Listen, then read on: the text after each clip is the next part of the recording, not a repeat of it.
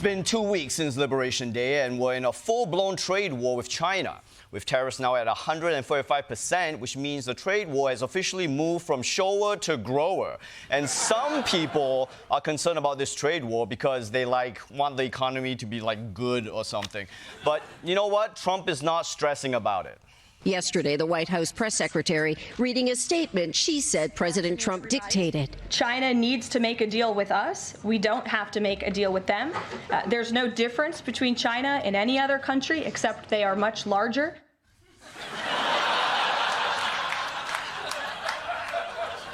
Yeah, that's kind of a big difference, though.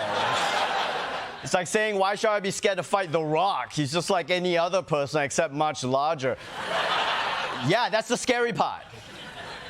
But I guess Trump's people must be confident that they can push China around because they're not just throwing around tariffs, they're throwing some shade. Vice President J.D. Vance is caught in a firestorm of his own making, calling the Chinese peasants. To make it a little bit more crystal clear, we borrow money from Chinese peasants to buy the things those Chinese peasants manufacture. That is not a recipe for economic prosperity. Oh, shit! He's really calling Chinese people peasants. Nobody likes to be called a peasant.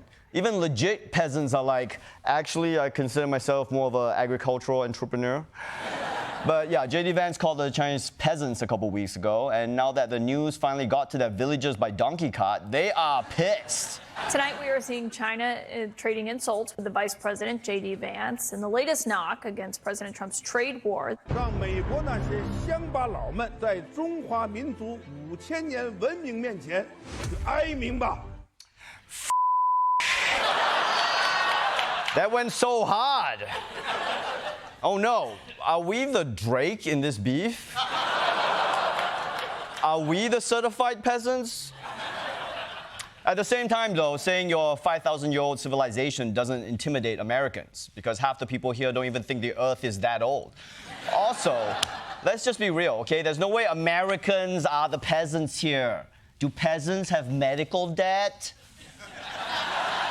Didn't think so. Checkmate, China.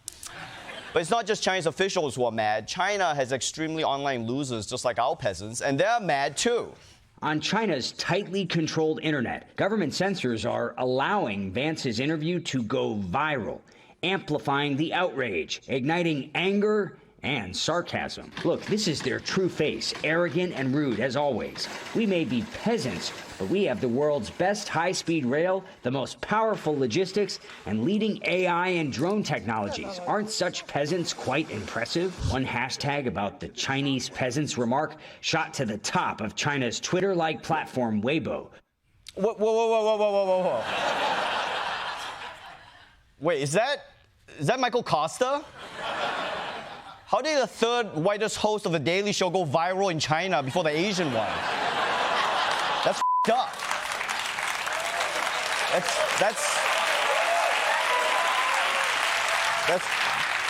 That's the same triangle and everything. Wait, is China watching this? Oh, okay. Well, hey, thanks for watching this. Hi, 中国的朋友们，我不相信我现在说的话，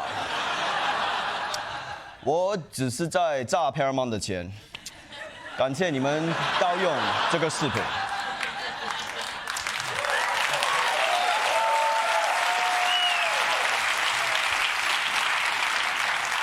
I was just talking tough to China. But words are not China's only weapon in this trade war. They're also using, trade. China's retaliation now includes suspending exports of rare earth minerals and magnets to the United States. Those materials are essential to a number of American industries, including car makers, aerospace manufacturers, and semiconductor producers. China produces 90% of the world's rare earth minerals. Okay, so rare earth metals are critical. Well, maybe we should have thought that before we launched a trade war against a country that had them all. I mean, where are we going to get our gadolinium now, huh? We're going to buy Congolese gadolinium? That shit's mid. What else are they hitting us with? China has reportedly told Chinese airlines to stop buying parts from American companies, and it says it will no longer accept deliveries of Boeing jets. Oh, come on, you're not going to accept our Boeing jets? Well, good luck finding another plane with self-crashing technology. Is there anything else? China could strike back in other ways, like urging Chinese students to study elsewhere, telling travel agents to steer tour groups away from U.S. cities. Oh no, if Chinese students stop coming to the U.S., who are Americans going to lose their spots to? Indians? Yeah, that'll work, yeah, actually, yes. But look, Americans have to stay strong, okay? I don't want to hear any whining. Oh no, China's not buying our made in America products. Well, suck it up, patriots. Certain industries are just going to have to suffer, and that's how it is. Because this is war. China announced they're restricting imports of Hollywood movies to their country. Okay, that. This war has gone too far. Some of our finest, most likable Chinese Malaysian actors have built a career in Asian-themed movies that depend on the Chinese market, all right? It's called Crazy Rich Asians, not crazy just getting by Asians. And don't forget, this affects you too, China. If you ban American movies, how will you ever find out the ending to all these remakes of movies from decades ago? But as drastic as some of these trade policies are, they're nothing compared to the awesome power of Chinese propaganda. And luckily for China, we all have a Chinese propaganda app on our phones. They're the videos seen by millions of Americans. TikTokers claiming to work at Chinese factories that make high-end products and offering to sell them directly to Americans for much, much cheaper. Products like Gucci, Prada, Louis Vuitton. Do you like this bag or this? $2, $2, $2, $2, all in $2. Yeah, good news, honey. I am getting you that Gucci bag for your birthday. But forget about the designer products, because these TikToks aren't just offering cheap Chanel bags. They're offering cheap everything. Do you want to buy laundry pots? Do you want laundry capsule? Do you want laundry beads? One pot costs only 5 cents. Just ship customer-scented candles to US for only $2. Do you need a house? We can build it for you in just 48 hours. Place an order, and we will deliver it to a country. Good news, honey. I am getting you that prefabricated house for Memorial Day. For more on the trade war, we go live to the White House with Troy Iwata.